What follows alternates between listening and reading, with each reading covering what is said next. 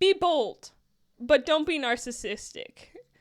And we have the example of slightly younger me today. Hello, and welcome to the Chevalier Sisters. And today we're going to talk about something Very rather special. serious. Is it serious? It is serious, but it's... Ella just turned 16, guys. Yay! Hi. She survived to 16 and hopefully many more. But we're talking about 14-year-old Ella. For the most part, For the yeah. most part, yeah. So, 14-year-old me was very into anime, and nothing against being into anime. I mean, I still love anime. I still enjoy it. I still watch it. Ranma 1/2. Maybe one of my favorite anime. So 14-year-old me, actually 13, 12, Yeah. decided that she was better than the other kids. Actually, like a 6-year-old me decided that. 13-year-old me took it another step farther with not only was she an anime watcher, she was going to be a mangaka. So... This started off with a really good story idea. No, it didn't. It started off with a really mediocre story idea that became a pretty great one. It evolved into a pretty cool story. At first, it was sucked. not that good. As with most of my stories, it starts off with a plot idea. No. It starts off with a few character ideas. I spent an entire summer drawing 10 hours a day this manga, and somehow I didn't understand why I was depressed. I would go into Ella's room and she'd look up at me annoyed and I'd go, Ella, have you eaten today? I'd be like, And no, Ella would be like, you no. fool. And I was like, how about water? And she was like, I had water yesterday. I don't need water. We're exaggerating a little bit, but No, we're not. That is very accurate. and then I'd be like, have you seen the sun? And Ella would look out her window. Be like, yep. That was a time. And the biggest thing about that time is I had an Instagram. And I would post on said Instagram epic reels editing my manga / fun animations for that time. The edits did not suck. The art was not great at all. But my ego was so fragile that if you told me you didn't like it, even in just like a personal opinion way, not even it's objectively bad, which it kind of was, I would have been heartbroken and rather angry. You were on occasion. So, advice number 1. Go outside. Do things other than your work of passion. Take corrective criticism is my second one. And do not hold it too close to your chest. I had this thought while I was setting up lights and everything. It's good to be vulnerable in your art, but it's not... That's different from tying your self-worth or even your artistic worth to the art itself. I mean, constantly we find corrections in my book. Oh, all the time. And we're editing it, and we have edited it. Mine too. And yeah, I mean, guys, it's going to happen. And it did happen. It did happen for 14-year-old me. I was like, man, I've gotten so much better. But every time I was like, now I've reached the pinnacle of art. And I never had. Ever.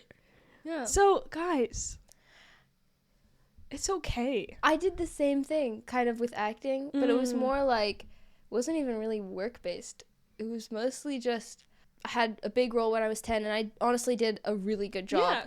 But then I was like, now I'm an amazing actor. It was like, well, no, you pulled that role off really well. You memorized truly a staggering amount of lines. It was Anne Shirley, and it was abridged, but it was adapted with... Wait, what did you say? Sorry, it's Anne of Green Gables. It's Anne of Green Gables. I was like, what? So it was Anne of Green Gables and I was Anne. Did you? But, like, a lot of her long monologues were still there. But that didn't mean I magically knew how to act perfectly. And I kind of thought it did. I pursued it really hard. went to a professional talent seeking agency, spent a whole year kind of training with them, kind of. They were prepping you to go into the industry.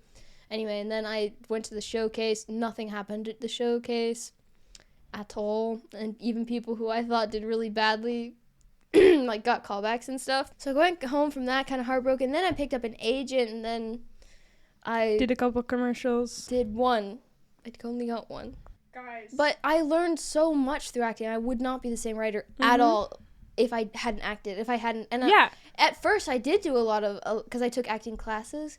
So I was being pushed a lot more at first, probably from 10 to 12, realistically. Was that, like, actually worth it time of people pushing me? And then it was mostly me by myself figuring out how to do it. Mostly filming a lot of auditions, which did teach me stuff, but it's not the same exactly. Writing was, like, my second thing. It was like, oh, cool, I'm going to go be an actor, but I'll start writing the story because it's fun. And then writing felt so free to me because it wasn't something I had my ego hung up in at all. That was kind of writing for me too. Yeah, exactly. Except it quickly became.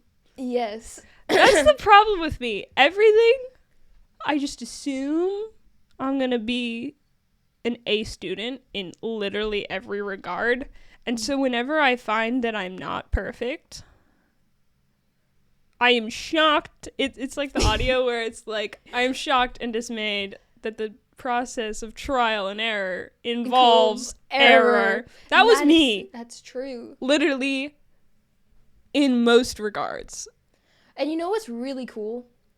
It's to watch you, because I'm Ella's editor, which sometimes puts me under a lot of fire. Used to, a lot more. But I, like, starting out working with you on Hearts and Stones versus working with you now on Hearts and Stones. Working with me early I was a menace when it came to anything to do with my art. I can say pretty much anything to you now. Yeah. You could be like, I hate this scene. And I'd be like, that makes me really sad. Yeah. What do you don't like? And then we can talk. Of course I will stumble over my words. It's fine, Ella. You're not recording an audiobook anymore. Hey, that's another error. It's a learning experience we came across. Guys, I'm shocked and dismayed to find the trial and error. The process of trial and error involves error. Now back to our major Delulu. point. I think Delulu is important. Be delusional. I would be nowhere near where I am now. But even YouTube, like, YouTube, we started it and we did not know what we were doing. We still don't know what we're doing. We have no idea what we're doing. Oh my god, upgraded guys, so much. We filmed 3 videos a week. That's so delusional. Oh my gosh. We thought we could keep that up for the entire year. That would have been insane. But also, insane. We got much better very quickly because we were doing so much. And I think partially... Yeah, I got so much better at drawing. I mean, if you've seen the cover art, it's pretty good. My Hearts and Stones cover art. I drew that in 9 hours. I also drew for about 500 hours before that. You said earlier the best thing that came out of working 10 hours a day for that summer was working 10 hours a day. Okay, props to that person. I got like all of 8 comments probably in the lifespan of me posting reels.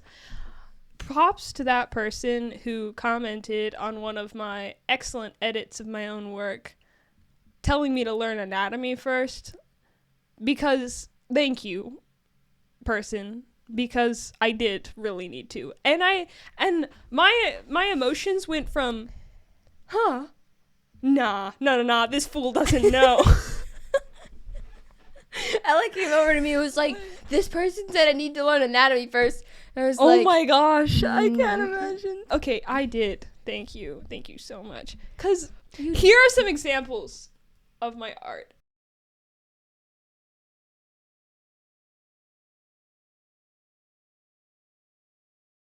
And okay, guys, they're not terrible for a 14-year-old. But guys, I think after being delusional, the second best thing is to be able to laugh at yourself. Yeah, because if you can't realize how delulu you are, you're going to become a little bit hard to be around and unstable. Past me took so long to improve because I thought I was the height of art. And constantly, like, I would make jibes at past me. That was like a week ago. And I was like, bro, it looks the same. Not to hate on you, but my art, I don't know, just like everything I drew, I was like, man, y'all's queen. Because, like, and I think that's important. Because I drew so much. Because I was like, you are also your first supporter. Like, yeah. If you don't like your work, no, probably you should try something else. But at the same time, yeah. Often, I really don't like the phrase hindsight is 20/20, but I think in regards of art quality, that is true. If you give yourself a couple months, look back on it, and are like, ooh, that is still great. Or, oh dear. Leading up to the months of publishing Indigo, I was really going through these feelings of, I'm about to put out my first book, and then it will just be published. It will be out there. It will be done. I won't take it back. So that's a lot to process as, like, a 16-year-old. Man, it'll be done. I've already been working on it for, like, 2.5 years. Yeah. And more than that. And yeah, like I remember 3. processing feelings of, like, this is the best I believe I can do right now. Mm-hmm. But I know I will eventually look back on it and realize I could do better. And at first I was like, well, that's so, like, terrible. Won't that be really hard? And yeah, in a way it seems so demotivating. Yeah, it does. Like, because, like, well, if I'm just gonna get better, then why would I do it now? But the thing is, it's such an important part of art to do it. And be done. And then recognize that you're always going to get better, because ideally you should always be getting better. So, like, sure, in 5 years, if you wait and you do it for so much longer and then you publish it, oh yeah, you did it, it's like you're so much better than 5 years ago. But, like, try another decade and you could do it differently. And the other thing is, I was realizing that it was a capsule of myself. And now looking back as like your style. A 20-year-old almost, looking back at what I wrote between the ages of 14, I finished the first draft when I was 14. So basically it's like a time capsule of my 14-year-old self. Like, that's crazy. And then your 14-year-old self was a little different than mine. My 14-year-old self would be like, I'm so sorry, 14-year-old me. I do love you. I really do. I was about to say, if 14-year-old myself is ever watching this in the future. Ooh, okay, we learn how to time travel, and somebody for some reason sends back this video to 14-year-old self, and it doesn't have a grandfather effect, but we do an orange technique where it goes to an alternate universe. I would like to say. Oh my gosh. Let me finish my thought. Yes, sorry. Okay, so as soon as I published it, honestly, I felt very relieved and happy with it. And do I look back and know I could do better? Absolutely. I know I could write that book better right now. But that's okay. That was that book, and now I'm doing a different book right now. Yeah. And Gabriel stomps Indigo in terms of style, everything. aesthetic, like detail. I've improved so much as a writer. Emotion. Just what I'm capturing is just completely different. Like, these two could almost not be more different. It's like, this is what I was processing at 14. This is what I'm processing at 20. But, a little darker. That's also a really beautiful part of art. Yeah. And will I eventually look back on Gabriel and think it's terrible? Right now, that's a little hard to say yes to. Because I don't think it's ever terrible. I truly don't believe that I'll ever look back and think it's terrible. I look back at Indigo now, and there are some scenes I'm like, that's a really good scene. Like, that was funny, or that was written pretty well. And I mean, there are artworks that I did for my manga that I'm like, you know what? That's pretty good. That's not bad. But why is his shoulder like that? I think that's important because if you look at it from a completely subjective point of view, some things will be good about your art. Or strong about your art, and you want to look at that strength and go, okay, that was my strength then. How can I build upon that now? But I think one dangerous thing about the flip side of that is kind of what I was going through with writing Gabriel, is that I had so much self-doubt. Yeah. Like, insane and, like, this amount of toxic self-doubt. level of perfectionism. Because I was like, well, I've already published one book. Will this one be as good as the next one? Sorry, will this one be even better than the last one? Or will it be as good? Or I don't even know how to write this book, because honestly, I didn't, and that's okay. Looking back, you know, to time travel and orange effect to 16-year-old me, that's okay. You don't know how to write Gabriel? That's fine. You haven't lived the life experience you need to write that book. It'll come eventually, and then you'll have so much to process that you'll have to write. I want you to put in the card right here, link to the Love Your Unlovable Heartbreak. Okay, that's hilarious, and I will do that. And also, that's fine. I wrote a lot of Indigo book 3. That's fine. No, it's actually great, but I wrote a lot of Indigo book 3, and I'm so happy I did, because I don't know if I would probably write a completely different book for Indigo book 3 now than I started to, and I love Indigo book 3. Indigo book 3 is one of my favorite concepts ever. I have. One short thing before I forget about it. Talking about publishing things. So I drew 4 drafts of the first chapter of my manga. They all were better than the last. And I think that was important for me, because I was so unsatisfied with my own art that I had to keep doing that. Yeah. And if that is where you are with your art, do it better. We're not telling you to just publish something because it's like, oh, you'll get better later. If you're unsatisfied now. Yeah, if you're unsatisfied now. In a subjective way. Sorry, unsubjective. What am I talking? Objective. In an objective way, if you're unsatisfied. And you're not comparing yourself to, like, professionals the who've been best doing of the best, like the masters. I think that's unhealthy, because I used to do that a lot. I'm like, well, I'm not singing this like, you know, the people I listen to. I picked up oil painting recently, and I was like, well, I'm not Michelangelo. I don't know what I'm doing. Why would I even waste my time?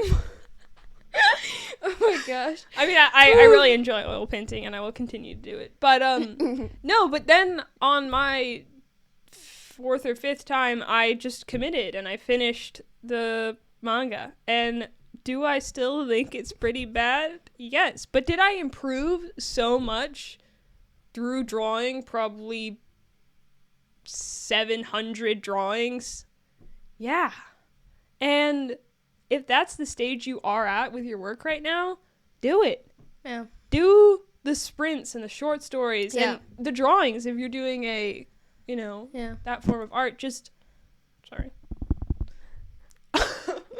Do what you feel you need. Do studies. Please study. Study anatomy past me. Orange effect. Guys, again. Same with Ariel. Look at my old art. Like, you don't have it or you don't. It's a lot mostly based on how much you, want it. Because you will never do as well at something you don't really want to do. Yeah. Building off of... Oh, sorry. No, I feel like you have another one. A, you have to want to do it. B, you should be smart about how you try to do it. And C. I know my brothers, guys. G. I knew it was. You were like, mine was like, B, but did I have a third point? And am I on my 4th point now? No. What was I saying? That would actually be really funny. You lift 2 fingers. A, B, D. I guess you guys will just have to guess what the 3rd point was. No. Work smart, and then keep trying, and then also get feedback. Yes, feedback, guys. You must listen to the people. Okay, I'm going to bring up, because I feel like we're in a bit of an anime zone, the mangaka of Dantaran. That person, I think it's a guy. So he was a background artist for one of my favorite anime. he was actually a background artist for the manga of Hell's Paradise. And, you know, he worked with Shonen Jump. He was an assistant artist. And then he was like, you know what? I'm going to make my own manga. And he brought his idea to Shonen Jump, and they were like, that sucks. Goodbye. And he was like, what?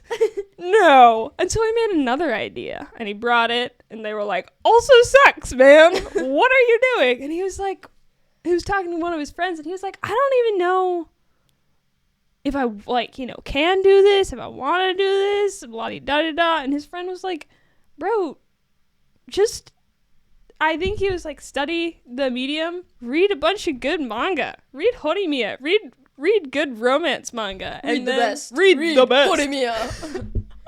Horimiya. And so he did, and I mean, I love Dandadan. I don't know if you do, but that's a personal opinion. And just keep trying, because, you know, he brought that one, and he was like, literally, he was like, these are just some random ideas and some weird sketches I made, and they were like, oh, yes, and he was like, now you're cool. Anyway, and it's currently like the most popular anime right now. So Really? I think so. Wow. So guys, just follow your passion, and you might make a weird show like that. Shonen Jump also might have been desperate because, like, a bunch of manga are ending, and they're like, ah! Yeah. What are we supposed to do? There is a certain amount of luck involved in the producing, guys, also, publishing it's industry. lucky. Also, the funniest thing that I did past me, 14-year-olds, if you're watching this, was blame things outside of myself. And sure, your art might not be being seen because of the Instagram algorithm. Or maybe just no one's watching it. Because that also is true. And, I mean, building a platform obviously takes time, and it doesn't just take good work, but it does take good work. Anyway, thank you to my 200 followers on Instagram. I don't know why you were there, but I do appreciate you all. I think the biggest thing also is to appreciate the progress and the work itself. Like, the act of getting better is a really cool thing, and I've been thinking about this a lot. Like, I will never be 16 years old editing my book for the last time again. No. So, I mean, I will be editing different books, but I'll never be editing Hearts and Stones for the last time again. And that's really special. And if you're working on the first draft of your first novel that one day you'll publish, like, that's an insanely special time. If you're editing your first novel, that's incredible. If you're editing a short story that you might never ever publish, that's also so cool, because one day you'll know that that short story affected how you write in the future. So we're going to do a reverse orange effect and send a letter to our future selves. That's a good idea. About how proud we are of them, of us now, and the future. Bye, guys! Bye! We love you so much, and we love the work you're doing now and the work you will do in future. Bye! Bye.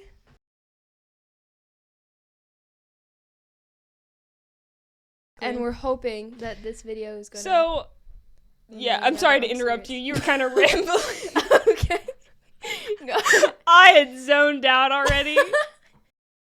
It's like the audio where it's like, I am shocked to dismay. I'm shocked to dismay.